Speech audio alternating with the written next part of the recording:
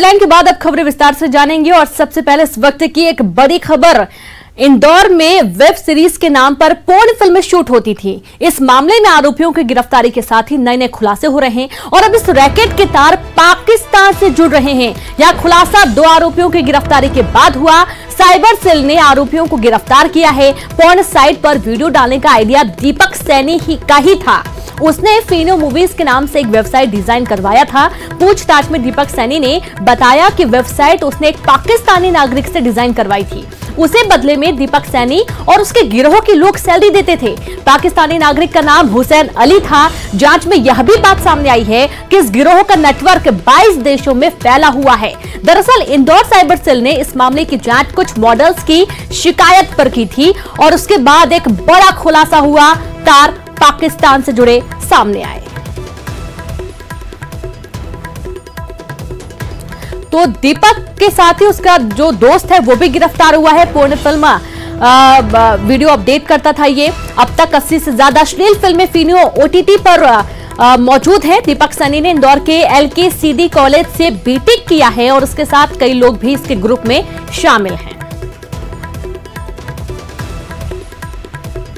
तो वाह, और ज्यादा जानकारी के साथ संवाददाता अरुण जुड़ गए हैं। अरुण, वाकई में बहुत ही चौंकाने वाली बात है। दीपक के साथ साथ और कितने लोगों को गिरफ्तार कर लिया गया है और कुल कितने लोग इसमें शामिल बताए गए हैं?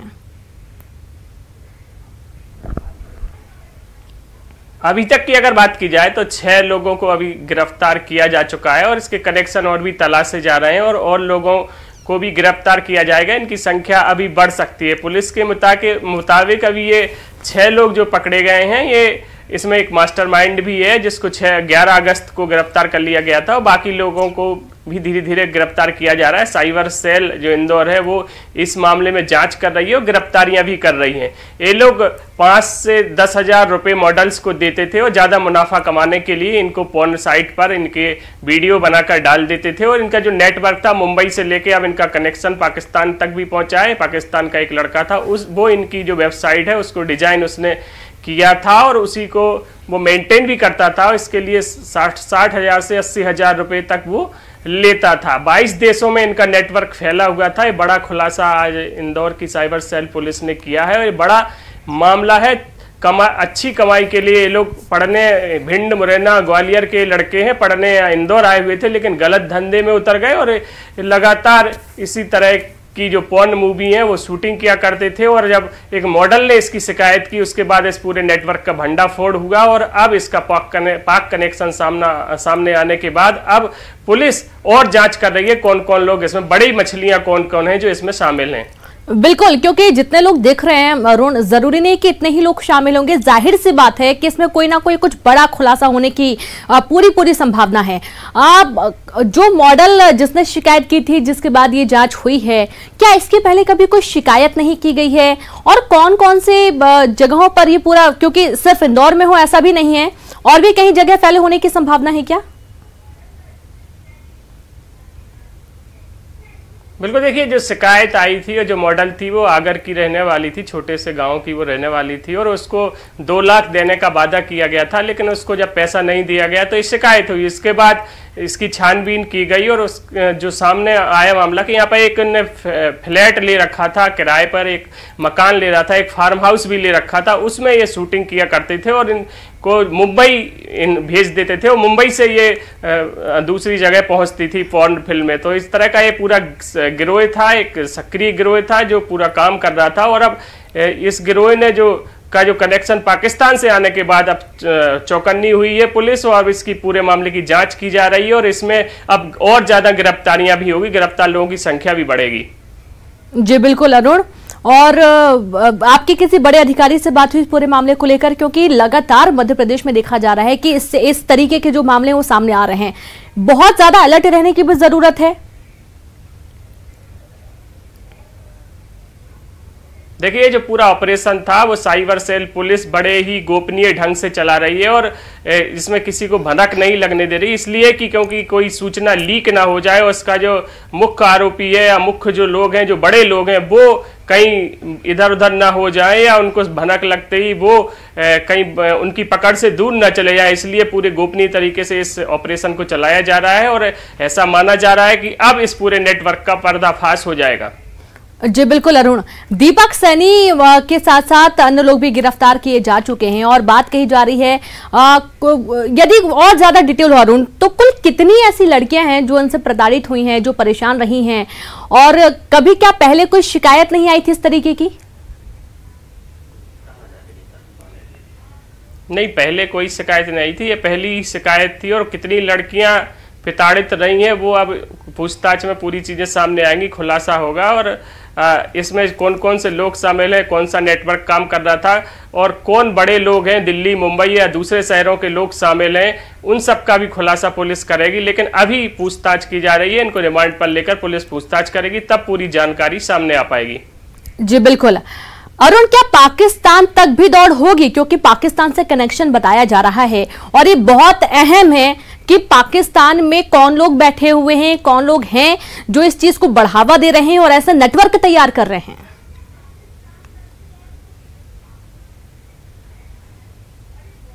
बिल्कुल, पाकिस्तान तक भी इसकी जांच का जो दायरा है वो पाकिस्तान तक भी जाएगा। और जो मध्य प्रदेश की पुलिस है वो पाकिस्तान जो अपने सेंट्रल से इसके बारे में जानकारी लेगी, और सेंट्रल से फिर पाकिस्तान के बारे में भी बात की जाएगी, पाकिस्तान के उच्च अधिकारियों से भी बात की जाएगी और कौन लोग हैं जो इस पूरे नेटवर्क को संचालित कर रहे हैं और इंदौर में जो लोग हैं वो किससे जुड़े हुए थे, और या तो इंदौर से जुड़े हुए थे या मुंबई से जुड़े हुए थे, इस बात की पूरी तहकीकात। और ये बहुत अहम है, जांच का विषय है, क्योंकि ये जो तार जुड़े होते हैं ये कहने के लिए तार जुड़े होते हैं लेकिन बहुत बड़ा नेटवर्क संचालित कर रहे होते हैं, जिससे आसपास का जो माहौल है वो भी खराब होता है। शुक्रिया अरुण आपका तमाम जानकारी के लिए, नजर बना के रखें। इसी बीच एक और अहम खबर है इंदौर से, जहां प्यारे मियां के बंगले पर पहुंची भोपाल पुलिस। इंदौर के लालाराम नगर स्थित बंगले पर भोपाल पुलिस पहुंची। युवतियों को लेकर भोपाल पुलिस पहुंची इंदौर।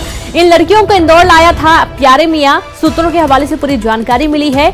युवतियों से बंगले में पुलिस पूछताछ कर रही है और जल्द ही प्यारे मियां को भी इंदौर लाया जा सकता है।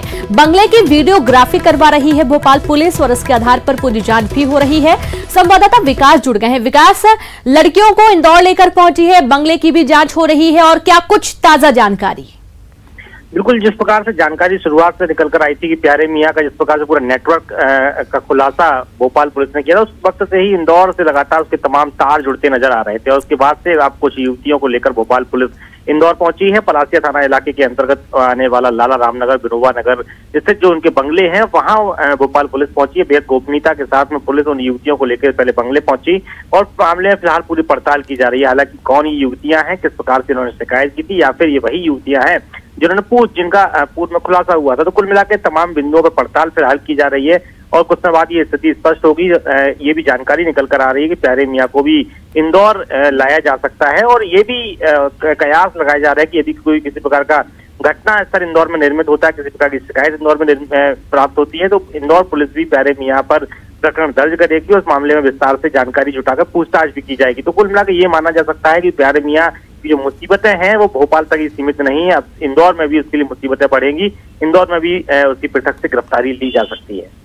जी बिल्कुल, शुक्रिया आपका विकास तमाम जानकारी के लिए। तो भोपाल के बाद अब इंदौर में भी जो भी संपत्ति है वहां पर जांच की जा रही है। लड़कियों को जो इंदौर लाया गया युवतियों को, और उनसे भी पूछताछ की जा रही है। प्यारे मियां के जितने भी ठिकाने हैं भोपाल पुलिस लगातार उन पर छापेमार कार्रवाई भी कर रही है। देवास के सिटी कोतवाली थाना क्षेत्र में लाल गेट के पास स्टेशन रोड पर एक 3 मंजिला मकान गिर गया। इस मकान के मलबे में 8 लोग दब गए। सूचना मिलने के बाद नगर निगम और पुलिस अमला मौके पर पहुंचा और 7 लोगों को मलबे से निकाला गया। निकाले गए लोगों को जिला अस्पताल रेफर किया गया है और एक महिला की हालत काफी गंभीर बताई गई है। वहीं अभी भी मलबे में एक बच्चे के दबे होने की सूचना है, जिसको निकालने का काम जारी है। मौके पर नगर निगम और पुलिस बल मौजूद है। जेसीबी से मलबा हटाने का काम चल रहा है। तो देखिए आप ये तस्वीर कुछ वक्त पहले की तस्वीर है, जहां पर लोगों ने पहले तो खुद ही मलबे को हटाने की कोशिश की और यहां पर रेस्क्यू टीम भी मौके पर पहुंची है। मलबे में दबे एक बच्चे का रेस्क्यू किया, रेस्क्यू जारी है, लगातार उसको निकालने की कोशिश है।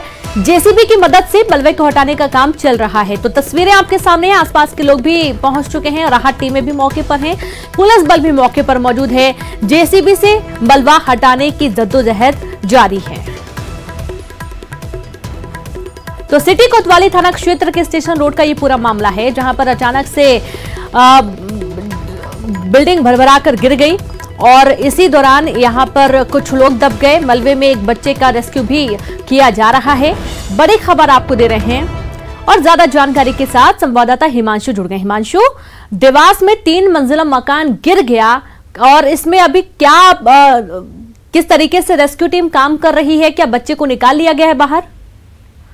देखें, लगातार इस मामले में कम से कम 1 से 1.5 घंटा लगातार हो गया है। जब रेस्क्यू यहाँ पर चालू किया था तो ये बताया जा रहा था यहाँ पर कि 8 लोग अंदर हैं। 8 लोगों में से पहले 6 लोगों को निकाल लिया गया, फिर बाद में एक महिला को यहाँ से निकाल गया। अब कुछ परिवार के कुछ लोगों का ऐसा मानना है कि 2 से 3 लोग यहाँ पर अभी और अंदर यहाँ पर हो सकते हैं। लगातार ये प्रयास किया जा रहा है कि बड़ी जेसीबी और जो मशीनें हैं उनके अलावा जो दूसरे जो लोग हैं वहाँ पर वो कार्य कर रहे हैं, रेस्क्यू कर रहे हैं और उन लोगों को जो अंदर दबे हैं उनको किसी प्रकार का नुकसान नहीं हो, इस बात को ध्यान में रखते हुए लगातार वहाँ पर रेस्क्यू किया जा रहा है। और ये माना जा रहा है कि 2 से 3 लोग अभी अंदर हो सकते हैं। काफी यहाँ पर प्रशासन, पुलिस प्रशासन के सभी लोग यहाँ पर मौजूद हैं। गायत्री राजे पवार और सभी आला अधिकारी भी यहाँ पर पहुंच चुके हैं और लगातार ये प्रयास किया जा रहा है कि जल्द से जल्द रेस्क्यू कर जो भी लोग अंदर दबे हुए हैं उन्हें बाहर निकाल लिया जाए।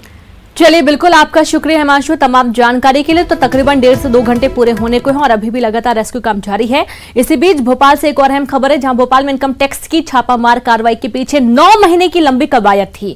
इनकम टैक्स 9 महीने से मामले की छानबीन कर रहा था और इस दौरान 112 बेनामी संपत्ति, 18 कंपनी की पड़ताल की गई है। छानबीन के दौरान लोकसभा चुनाव से पहले भोपाल के कारोबारी अश्विनी मिश्रा पर इनकम टैक्स की रेड कनेक्शन भी निकलकर सामने आया और छापामार कार्रवाई पूरी होने के बाद अब इनकम टैक्स उन रसूखदारों को बेनकाब करने में जुटा हुआ है जिनका कनेक्शन अब फेथ कंपनी के मालिक राघवेंद्र सिंह तोमर और गोल्डन कंपनी के मालिक पीयूष गुप्ता के साथ है।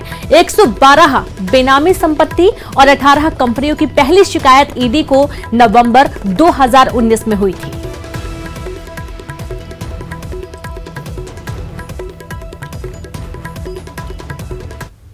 भोपाल के शिवाजी नगर इलाके के सुनसान पड़े मकान नंबर 123/30 की वो मिस्ट्री जो आपके होश उड़ाकर रख देगी, जहां इस घर के किचन में उगली 2 लाशें। ये लाशें थी एक युवक और युवती की।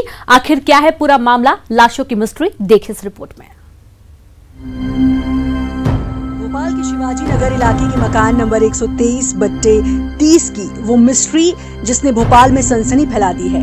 पुलिस की माने तो शिवाजी नगर के सूने पड़े मकान 123/30 के किचन में युवक युवती की लाश फांसी के फंदे पर झूलती मिली। डबल सुसाइड की ये गुत्थी अब तक गुत्थी ही बनी हुई है। पुलिस की माने तो 21 साल का उमेश और 20 साल की युवती चित्रा शर्मा का एक दूसरे के घर आना जाना था। दोनों की जान पहचान थी।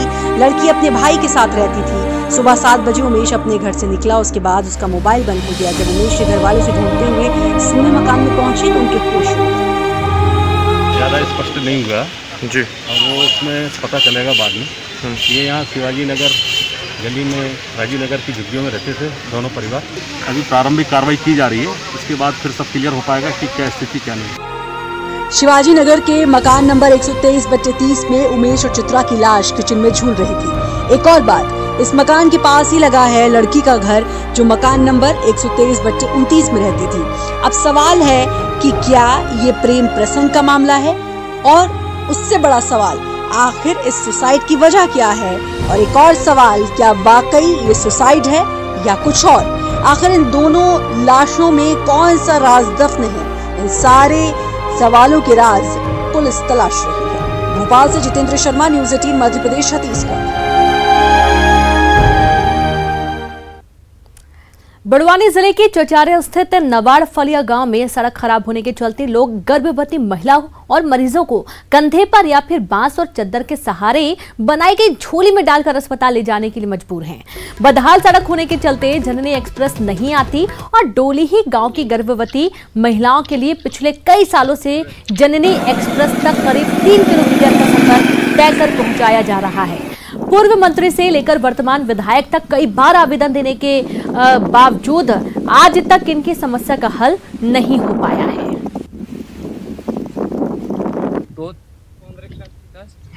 जब यहाँ अपन सरपंच सचिव को भी अवगत करा चुके हैं कि सर हम कोई बीमार होता है तो हमको यहाँ से उठा के ले जाना पड़ता करके, लेकिन अभी सुदूर सड़क में उसका प्रस्ताव कर लिया है अपन ने।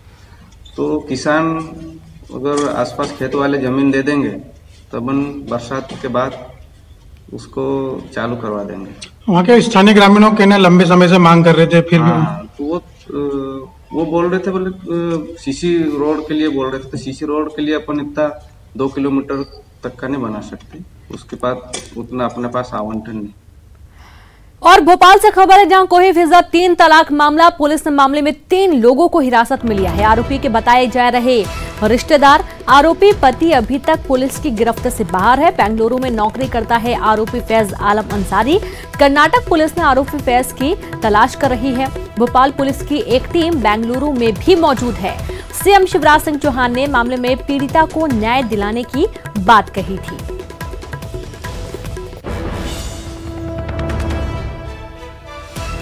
तो खबर भोपाल से, कोहे फिजा 3 तलाक मामला है। इस पूरे मामले में पुलिस ने मामले में 3 लोगों को हिरासत में लिया है, पूछताछ की जा रही है और साथ ही आरोपी पति अभी तक पुलिस की गिरफ्त से बाहर है, उसकी तलाश जारी है। और वक्त एक ब्रेक का है, हम जल्द हाजिर होंगे। ब्रेक के बाद एक बार फिर से आप सभी का स्वागत है। आज शिवराज कैबिनेट की बैठक हुई जिसमें कई अहम प्रस्तावों को मंजूरी मिली। इसकी जानकारी देते हुए मंत्री नरोत्तम मिश्रा ने बताया कि प्रदेश में 1600 से अत्याधुनिक प्रसव केंद्र बनाए जाएंगे और साथ ही उन्होंने कहा कि सभी गरीबों को राशन मिलेगा। बैठक में कोरोना की समीक्षा हुई और एमपी के विकास के रोडमैप पर भी चर्चा की गई।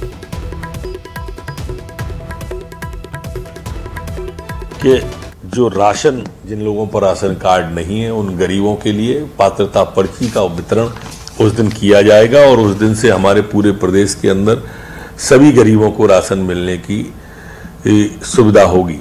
आज माननीय मुख्यमंत्री जी ने ये भी निर्देश दिए हैं कि ये जो आज मंत्रियों का प्रेजेंटेशन हुआ है, अगली कैबिनेट में वो कौन सी योजना को लॉन्च कर सकते हैं, मतलब अगले 8 दिन के बाद में, उसका वो तैयारी करके आएंगे कि हम इस योजना को लॉन्च करेंगे।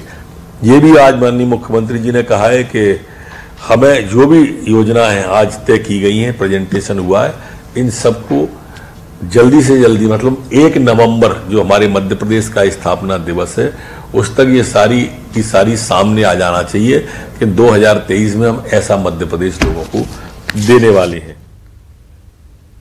और ज्यादा जानकारी के साथ संवाददाता शरद लाइव जुड़ गए हैं। शरद, शिवराज कैबिनेट की बैठक में और किन प्रमुख प्रस्तावों को मुहर लगी है?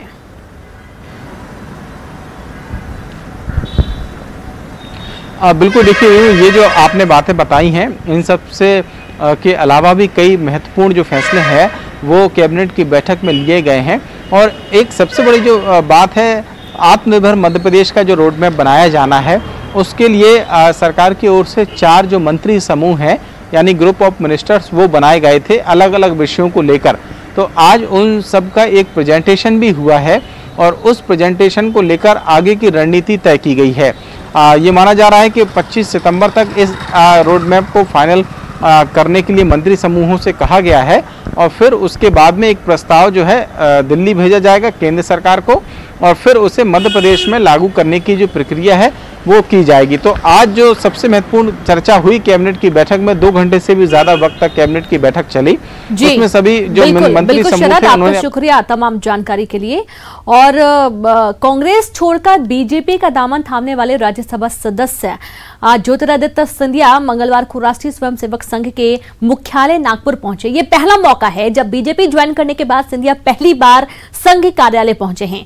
मीडिया रिपोर्ट के मुताबिक सिंधिया सबसे पहले संघ के संस्थापक हेडगेवार के निवास स्थान पर गए और इसके बाद वे रेशम बाग स्थित हेडगेवार स्मृति मंदिर पहुंचे। हेडगेवार स्मृति मंदिर आरएसएस के सर संघ चालक डॉक्टर बलिराम केशव हेडगेवार और गुरु गोलवलकर का समाधि स्थल है। यहां आकर उन्होंने कहा कि यह सिर्फ एक निवास स्थान नहीं बल्कि प्रेरणा स्थल है। यह स्थान देश सेवा के लिए ऊर्जा प्रदान करता है। यहां आकर इंसान को राष्ट्र सेवा के लिए प्रेरणा मिलती है। एक राष्ट्र के प्रति समर्पण भाव का केंद्र, किसी भी राष्ट्र के व्यक्ति को यहाँ आके जरूर प्रेरणा मिलती है और इससे राष्ट्र के प्रति एक संकल्प के साथ आगे बढ़ने का एक नई एक ऊर्जा हर व्यक्ति को मिलती है। ये मुद्दा कांग्रेस की अंदरूनी स्थिति का मुद्दा है, इस पर मैं कोई टिप्पणी नहीं करूँगा। मैं भारतीय जनता पार्टी का कार्यकर्ता हूं और किसी और राजनीतिक दल की अंदरूनी मुद्दे पर टिप्पणी करना उचित नहीं। मोहन जी से मुलाकात होगी? मोहन जी से मुलाकात होगी आपके? अभी देखिए। इधर बीजेपी के मेगा शो पर कांग्रेस के गंगा जल पॉलिटिक्स की ग्वालियर के फूलबाग मैदान, जहां बीजेपी ने सदस्यता अभियान का कार्यक्रम किया था, उसको गंगा जल छिड़ककर शुद्ध किया। कांग्रेसियों ने कहा कि मैदान अशुद्ध हो गया था, इसलिए इसे शुद्ध किया गया। आपको बता दें कि ग्वालियर में फूलबाग मैदान में शनिवार, रविवार और सोमवार को भाजपा का महासदस्यता अभियान आयोजित किया गया था। यहां ग्वालियर चंबल संभाग के 8 जिलों के कार्यकर्ताओं को भाजपा की सदस्यता दिलवाई गई थी। और इसी के साथ इस बुलेटिन में इतना। एक छोटे से ब्रेक के बाद देखिए छत्तीसगढ़ की खबरें मेरे साथ। नमस्कार।